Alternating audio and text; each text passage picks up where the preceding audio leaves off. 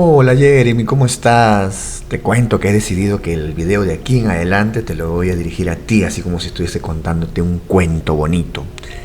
¿Ya? Así que vas a poner tu YouTube y vas a poner este video y vamos a aprender de este libro como un cuento. Vas a aprender filosofía también.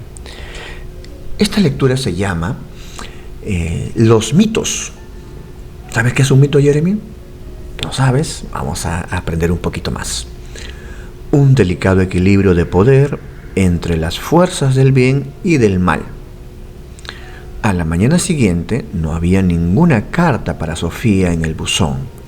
Pasó aburrida el largo día en el instituto, procurando ser muy amable con Jorún en los recreos.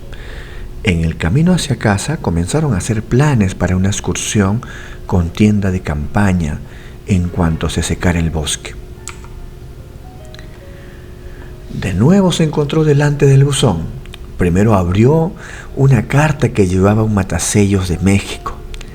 Era una postal de su padre en la que decía que tenía muchas ganas de ir a casa y que había ganado al piloto jefe al ajedrez por primera vez. Y también que casi había terminado los 20 kilos de libros que se había llevado a bordo después de las vacaciones de invierno. Y había además un sobre amarillo con el nombre de Sofía escrito. Abrió la puerta de la casa y dejó dentro la cartera y el correo. Antes de irse corriendo al callejón, sacó nuevas hojas escritas a máquina y comenzó a leer. Advierto, yo voy a seguir leyendo, solo que en el programa de edición del video la voz la voy a cambiar para imaginarnos que el filósofo nos está leyendo a nosotros. Empecemos con esto que le dejó a Sofía. Esta es su clase de filosofía, por si acaso, ¿ya? Vamos a ver y escuchar. La visión mítica del mundo. Hola Sofía, tenemos mucho que hacer, de modo que empecemos ya. Por filosofía entendemos una manera de pensar totalmente nueva que surgió en Grecia alrededor del año 600 a.C. Hasta entonces habían sido las distintas religiones las que habían dado a la gente las respuestas a todas esas preguntas que se hacían. Estas explicaciones religiosas se transmitieron de generación en generación a través de los mitos. Un mito es un relato sobre dioses, un relato que pretende explicar el principio de la vida. Por todo el mundo ha surgido en el transcurso de los milenios una enorme flora de explicaciones míticas a las cuestiones filosóficas. Los filósofos griegos intentaron enseñar a los seres humanos que no debían fiarse de tales explicaciones. Para poder entender la manera de pensar de los primeros filósofos, necesitamos comprender lo que quiere decir tener una visión mítica del mundo. Utilizaremos como ejemplos algunas ideas de la mitología nórdica. No hace falta cruzar el río para coger agua. Seguramente habrás oído hablar de Thor y su martillo. Antes de que el cristianismo llegara a Noruega, la gente creía que Thor viajaba por el cielo en un carro tirado por dos machos cabríos. Cuando agitaba su martillo, había truenos y rayos. La palabra noruega Torden, truenos, significa precisamente eso, ruidos de Thor. Cuando hay rayos y truenos, también suele llover. La lluvia tenía una importancia vital para los agricultores en la época vikinga. Por eso Thor fue adorado como el dios de la fertilidad. Es decir, la respuesta mítica a por qué llueve era que Thor agitaba su martillo y cuando llovía, todo crecía bien en el campo. Resultaba en sí incomprensible cómo las plantas en el campo crecían y daban frutos, pero los agricultores intuían que tenía que ver con la lluvia. Y además, todos creían que la lluvia tenía algo que ver con Thor, lo que le convirtió en uno de los dioses más importantes del norte. Thor también era importante en otro contexto, en un contexto que tenía que ver con todo el concepto del mundo. Los vikingos se imaginaban que el mundo habitado era una isla constantemente amenazada por peligros externos. A esa parte del mundo la llamaban Midgard, el recinto del medio, es decir, el reino situado en el medio. En Midgard se encontraba además Asgard, el recinto de los dioses, que era el hogar de los dioses. Fuera de Midgard estaba Utgard, el recinto exterior, es decir, el reino que se encontraba fuera. Aquí vivían los peligrosos trolls, los gigantes, que constantemente intentaban destruir el mundo mediante astutos trucos. A esos monstruos malvados se les suele llamar fuerzas del caos. Tanto en la religión nórdica como en la mayor parte de otras culturas, los seres humanos tenían la sensación de que había un delicado equilibrio de poder entre las fuerzas del bien y del mal. Los trolls podían destruir Midgard, raptando a la diosa de la fertilidad Freya. Si lo lograban, en los campos no crecería nada y las mujeres no darían a luz. Por eso era tan importante que los dioses buenos pudieran mantenerlos en jaque. También en este sentido, Thor jugaba un papel importante. Su martillo no solo traía la lluvia, sino que también era un arma importante en la lucha contra las fuerzas peligrosas. El martillo le daba un poder casi ilimitado. Por ejemplo, podía echarlo tras los trolls y matarlos. Y además, no tenía que tener miedo de perderlo porque funcionaba como un boomerang y siempre volvía a él. He aquí la explicación mítica de cómo se mantiene la naturaleza y cómo se libra una constante lucha entre el bien y el mal. Y esas explicaciones míticas eran precisamente las que los filósofos rechazaban. Pero no se trataba únicamente de explicaciones. La gente no podía quedarse sentada de brazos cruzados esperando a que interviniesen los dioses cuando amenazaban las desgracias, tales como sequías o epidemias. Las personas tenían que tomar parte activa en la lucha contra el mal. Esta participación se llevaba a cabo mediante distintos actos religiosos o ritos. El acto religioso más importante en la época de la antigua Noruega era el sacrificio, que se hacían con el fin de aumentar el poder del dios. Los seres humanos tenían que hacer sacrificios a los dioses para que éstos reuniesen fuerzas suficientes para combatir a las fuerzas del caos. Esto se conseguía, por ejemplo, mediante el sacrificio de un animal al dios en cuestión. Era bastante corriente sacrificar machos cabríos a Thor en lo que se refiere a Odín. También se sacrificaban seres humanos. El mito más conocido de Noruega lo conocemos por el poema Tringsvida. Perdón, no sé leer noruego. La canción sobre Tring. En él se cuenta que Thor se quedó dormido y que cuando se despertó, su martillo había desaparecido. Se enfureció tanto que las manos le temblaban y la barba le vibraba.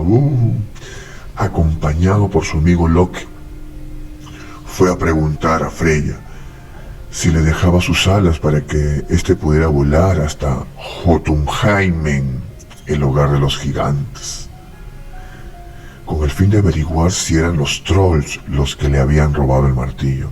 Allí Loki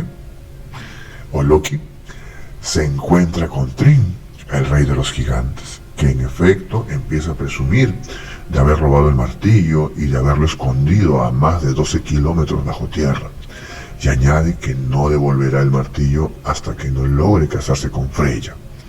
¿Me sigue, Sofía? Los dioses buenos se encuentran de repente ante un dramático secuestro. Los trolls se habían apoderado de su arma defensiva más importante, lo que da lugar a una situación insostenible. Mientras los trolls tengan el martillo de Thor, tienen el poder total sobre el mundo de los dioses y de los humanos, y a cambio del martillo exigen a Freya. Pero tal intercambio resulta igual de imposible si los dioses tienen que desprenderse de su diosa de la fertilidad, la que vela por todo lo que es vida? La hierba en el campo se marchitará y los dioses y los humanos morirán. Es decir, la situación no tiene salida.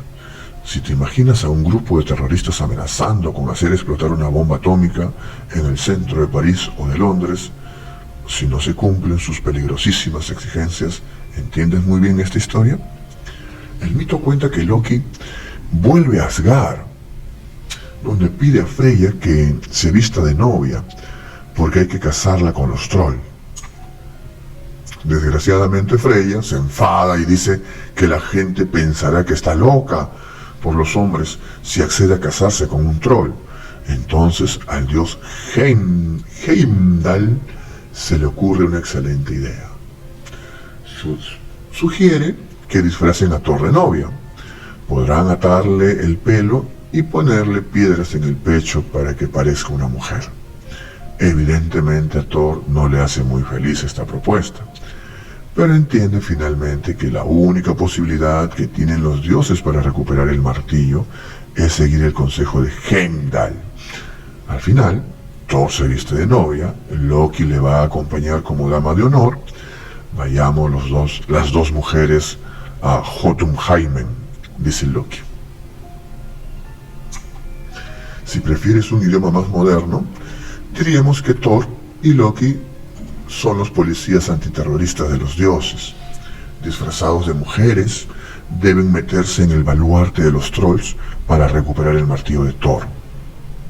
En cuanto llegan a Jotunheimen, los trolls empiezan los preparativos de la boda, pero durante la fiesta nupcial, la novia, es decir, Thor, se come un buey entero y 8 salmones. También se bebe 3 barriles de cerveza.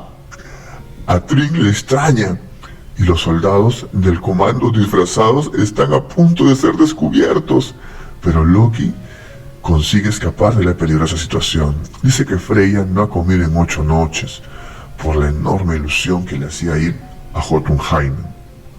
Thrym levanta el velo para besar a la novia, pero da un salto del susto al mirar dentro de los agudos ojos de Thor. También esta vez es Loki el que salva la situación. Dice que la novia no ha dormido en 8 noches por la enorme ilusión que le hacía la boda. Entonces Thrym ordena que se traiga el martillo y que se ponga sobre las piernas de la novia durante la ceremonia de la boda. Se cuenta que Thor se echó a reír cuando le llevaron su martillo. Primero mató con él a Thrym y luego a toda la estirpe de los gigantes. Y así el siniestro secuestro tuvo un final feliz. Una vez más, Thor, el Batman o el James Bond de los dioses, había vencido a las fuerzas del mal. Hasta ahí el propio mito, Sofía. Pero, ¿qué significa en realidad? No creo que se haya inventado solo por gusto. Con este mito se pretende dar una explicación a algo. Ese algo podría ser lo siguiente. Cuando había sequías en el país, la gente necesitaba una explicación de por qué no llovía. ¿Sería acaso porque los dioses habían robado el martillo de Thor? El mito puede querer dar también una explicación a los cambios de estación del año. En invierno, la naturaleza muere porque el martillo de Thor está en Jotunheimen, pero en primavera consigue recuperarlo. Y así pues, el mito intenta dar a los seres humanos respuestas a algo que no entienden. Pero, ¿habría algo que explicar además del mito? A menudo los seres humanos realizaron distintos actos religiosos relacionados con el mito. Podemos imaginarnos que la respuesta de los humanos a sequías o a malos años sería representar el drama que describía el mito. Quizá disfrazaban de novia a algún hombre del pueblo con piedras en lugar de pechos, para recuperar el martillo de los trolls que los trolls habían robado. De esta manera, los seres humanos podían contribuir a que lloviera y a que el grano creciera en el campo. Conocemos muchos ejemplos de otras partes del mundo en los que los seres humanos dramatizaban un mito de estaciones, con el fin de acelerar los procesos de la naturaleza. Solo hemos echado un brevísimo vistazo al mundo de la mitología nórdica. Existe un sinfín de mitos sobre Thor y Odín, Frey y Freya, Oder y Balder, y muchísimos otros dioses. Ideas mitológicas de este tipo florecían por el mundo entero antes de que los filósofos comenzaran a hurgar en ellas. También los griegos tenían una visión mítica del mundo. Cuando surgió la primera filosofía, durante siglos, habían hablado de los dioses de generación en generación. En Grecia, los dioses se llamaban Zeus y Apolo, Hera y Atenea, Dionisio y Asclepio, Heracles y Hefesto, por nombrar algunos.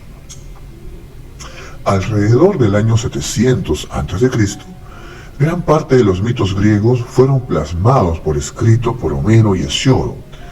Con esto se creó una nueva situación. Al tener escritos los mitos, se hizo posible discutirlos. Los primeros filósofos griegos criticaron la mitología de Homero, solo porque los dioses se parecían mucho a los seres humanos y porque eran igual de egoístas y tan de poco fiar como nosotros. Por primera vez se dijo que quizá los mitos no fueran más que imaginaciones humanas. Encontramos un ejemplo de esta crítica de los mitos en el filósofo Genófanes, que nació en el 570 a.C. Los seres humanos se han creado dioses a su propia imagen. Decía,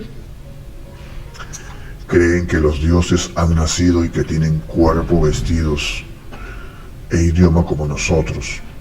Los negros piensan que los dioses son negros y chatos. Los tracios los imaginan rubios y con ojos azules. Incluso si los bueyes, caballos y leones hubiesen sabido pintar, habrían representado dioses con aspecto de bueyes, caballos y leones. Precisamente en esa época los griegos fundaron una serie de ciudades-estado en Grecia y en las colonias griegas del sur de Italia y en Eurasia. En estos lugares los esclavos hacían todo el trabajo físico y los ciudadanos libres podían dedicar su tiempo a la política y a la vida cultural. En estos ambientes urbanos evolucionó la manera de pensar de la gente. Un solo individuo podía, por cuenta propia, plantear cuestiones sobre cómo debería organizarse la sociedad de esta manera. El individuo también podía hacer preguntas filosóficas sin tener que recurrir a los mitos heredados. Decimos que tuvo lugar una evolución de una manera de pensar mítica a un razonamiento basado en la experiencia y la razón. El objetivo de los primeros filósofos era buscar explicaciones naturales a los procesos de la naturaleza. Sofía dio vueltas por el amplio jardín. Intentó olvidarse de todo lo que había aprendido en el instituto. Especialmente importante era olvidarse de lo que había leído en los libros de conocimiento del medio. Si se hubiera criado en ese jardín sin saber nada sobre la naturaleza, ¿cómo habría vivido ella entonces la primavera? ¿Habría intentado inventar una especie de explicación a por qué de pronto un día comenzaba a llover? ¿Habría imaginado una especie de razonamiento de cómo desaparecía la nieve y el sol iba subiendo en el horizonte? Sí, de eso estaba totalmente segura. Y empezó a inventar e imaginar. El invierno había sido como una garra congelada sobre el país debido a que el malvado Muriat se había llevado presa a una fría cárcel a la hermosa princesa Siquita. Pero una mañana llegó el apuesto príncipe Bravato a rescatarla. Entonces Siquita se puso tan contenta que comenzó a bailar por los campos cantando una canción que había compuesto mientras estaba en la fría cárcel. Entonces la tierra y los árboles se emocionaron tanto que la nieve se convirtió en lágrimas, pero luego salió el sol y secó todas las lágrimas. Los pájaros imitaron la canción de Siquita y cuando la hermosa princesa soltó su pelo dorado, algunos rizos cayeron al suelo, donde se convirtieron en lirios del campo. A Sofía le pareció que acababa de inventarse una hermosa historia. si no hubiera tenido conocimiento de otra explicación para el cambio de las estaciones, habría acabado por creerse la historia que se había inventado. Comprendió que los seres humanos quizá hubieran necesitado siempre encontrar explicaciones a los procesos de la naturaleza. A lo mejor la gente no podía vivir sin tales explicaciones, y entonces inventaron todos los mitos en aquellos tiempos en que no había ninguna ciencia.